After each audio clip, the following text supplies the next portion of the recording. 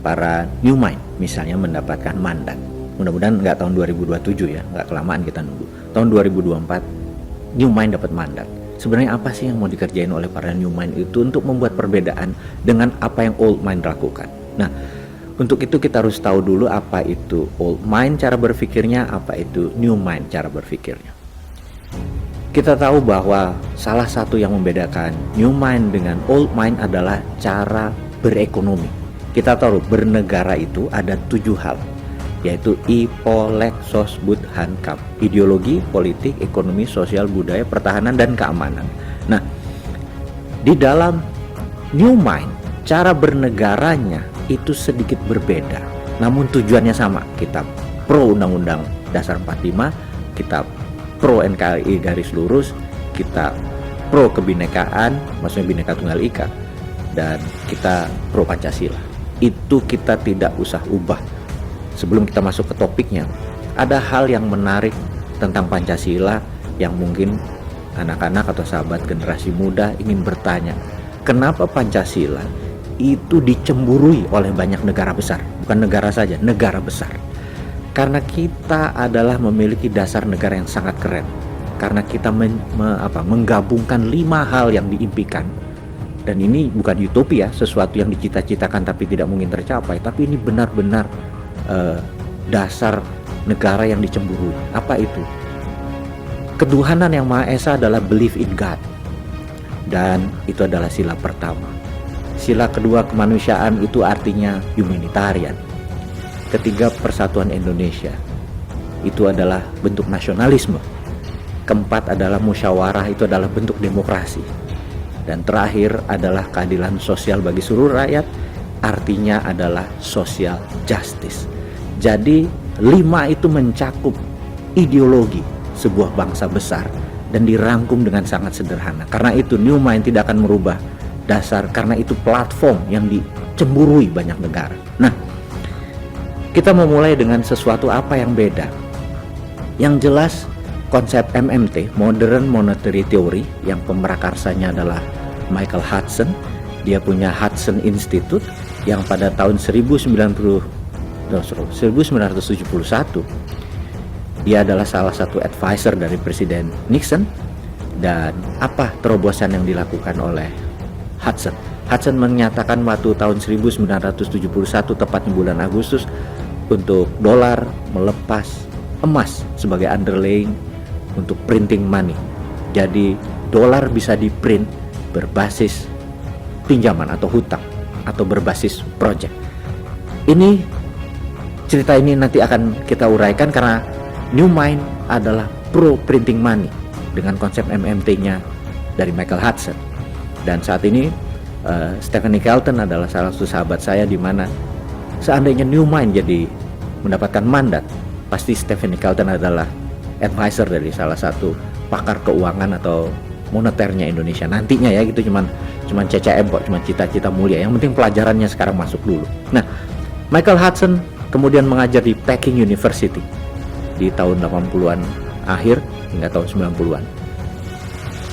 Dan kita tahu salah satu muridnya adalah Xi Jinping yang sekarang menjadi memimpin Partai Komunis Cina seumur hidup dan presiden dari Tiongkok. Nah, di tahun 89 ada peristiwa yang menarik, yaitu peristiwa Tiananmen Square di bulan Mei, di mana mahasiswa yang pro demokrasi waktu itu meminta mengubah mungkin dasar negara dari komunis, sosialis komunis ke negara demokrasi. Tapi tentunya Deng Xiaoping sebagai pemimpin saat itu masih dilema, karena dia dekat sama Ronald Reagan. Dia menjanjikan 40 tahun kemudian dalam perjanjian dengan Reagan di tahun 80-an akan membuat China, Tiongkok menjadi demokratis, tapi bukan ideologinya, bahwa nanti ada pemilihan bukan presiden, pemilihan kepala daerah akan menggunakan pemilihan langsung, tidak menggunakan politbiro. Dia agak ragu karena dia berjanji 40 tahun kemudian, tetapi ini di tahun 89 itu terjadi pergerakan ingin mempercepat. Dan ada 12 jenderal dari politbiro berhadap pada Deng Xiaoping. Kalau Anda menurut dengan Barat, kami ber-12 dibunuh saja gitu ya. Dan tapi kalau kamu berpihak kepada kami, kita akan merubah sesuatu yang membuat dunia akan shock, yaitu membuat China is the greatest country dan menjadi sentralnya dunia. Deng akhirnya memutus pro yang 12 jenderal ini, dieksekusilah 10.000 lebih mahasiswa di Tiananmen Square. Dan malam itu terkenal dengan sebuah catatan sangat menarik, namanya Tiananmen Papers. Tagline di bawahnya adalah A Secret Meeting That Changed China, sebuah rapat rahasia yang merubah China. Sejak saat itu China mempunyai dua sistem currency, yuan untuk di luar negeri, di dalam negeri menggunakan renminbi. Kita skip dulu sebentar di situ untuk menerangkan kalau nanti New Mind mendapatkan amanah, mendapatkan mandat, strategi di dalam modern monetary theory yang dipakai oleh Amerika di tahun 71, dipakai di Tiongkok tahun 89, Indonesia akan pakai di 2024 nanti atau isi mereka-mereka yang sekolah ke tinggi sampai profesor sampai doktor mungkin di negeri barat, dan di mana seakan-akan ilmu MMT ini menganggap ilmu-ilmu konvensional itu sebagai false knowledge atau ilmu yang nggak terpakai. Nggak juga, nggak seperti begitu. Kita nggak menganggap Anda udah sekolah jauh-jauh ke Amerika mempelajari teori ekonomi terus MMT bilang itu false knowledge atau pengetahuan yang salah gitu ya. Karena buktinya sejak Indonesia merdeka, anggap tahun 71 deh kita mulai deh. Dolar waktu itu 1 rupiah cuma 200-an, sekarang udah 14.500, 15.000. Anda udah dikasih kesempatan 40-45 tahun mengelola ekonomi Indonesia, utang Indonesia naik, nilai rupiah tetap merendah. Terus masih mau kasih chance gitu dengan teori Anda. Jadi ini kaum muda nih men-challenge, ya wes lah, buat gantian. Coba deh 5 tahun pakai MMT gitu ya. Pakai apa yang China pakai, pakai yang Amerika pakai. Untuk itu, teman-teman, kita memerlukan sebuah ilustrasi untuk Anda memahami apa sih itu MMT gitu ya. Apa sih ekonomi yang nanti akan dipakai. Kita kasih contoh adalah kekinian. Kekinian tuh misalnya nih, Pak Jokowi lagi duduk ini di posisi presiden. Kemudian Pak Jokowi nanya ke Menteri PUPR, Pak Basuki, saya pengen 1 juta rumah tersedia dalam 2 tahun ke depan, supaya nanti pada saat kita lengser ke Prabon, lengser jadi raja ini, kita terhormat. Siap Pak Presiden, gitu kata Pak Basuki, Menteri PUPR. Maka dia bilang, saya perlu, nyangka dari langit ya, saya perlu 100 triliun Pak Presiden, gitu ya. Oh gitu ya, oke, panggil Ibu Menteri Keuangan. Ibu Menteri Keuangan, siapkan 100 triliun untuk Pak Basuki. Oh siap Pak Presiden. Ini kalau semuanya MMT ya tentunya ya. Siap. Ya kalau yang sekarang kan cari utangan, ini enggak, ini ngapunten, ini bukan ngeledek ya, bukan, tapi ini berbeda. Tapi intinya adalah siap Pak Presiden. Lalu dia datang ke Dirjen Moneter, printing money 100 triliun, kasih ke Menek BUMN, dipanggil Pak Erick Thohir. Ini perusahaan-perusahaan BUMN, kamu mendapat pekerjaan untuk membuat 1 juta perumahan untuk Kementerian PUPR. Oke, ditransferlah 100 triliun itu dengan syarat semua barangnya tidak ada unsur impor. Kusennya, pakunya, besinya, semennya, atapnya, semua lokal. Nggak lama kemudian kayu-kayu di Jawa, pabrik semen di Sumatera, di Sulawesi, semua bergerak, tumbuh, muter, belanja sana kemari, berdirilah bangunan-bangunan 1 juta unit rumah itu di mana-mana.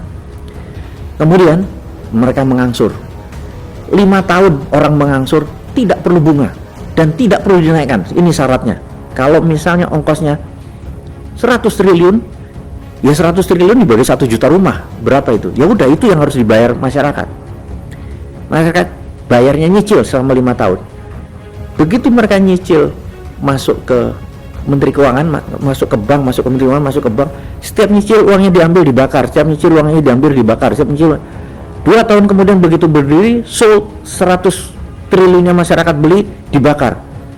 Pertanyaannya, Ada inflasi nggak? Nggak ada, nol. Ada bangunan yang jadi nggak? Ada, 1 juta rumah. Murah orang nggak pakai bunga. Ekonomi tumbuh muter gitu. Terus lakukan, oke, udah punya 1 juta, mbok bikin 10 juta rumah, mbok bikin jalanan, bikin jembatan, bikin pelabuhan. Duitnya dari mana? Printing money. Begitu ini nanti balik, bayar, bakar gitu ya. Itulah yang dilakukan oleh pemerintah Tiongkok.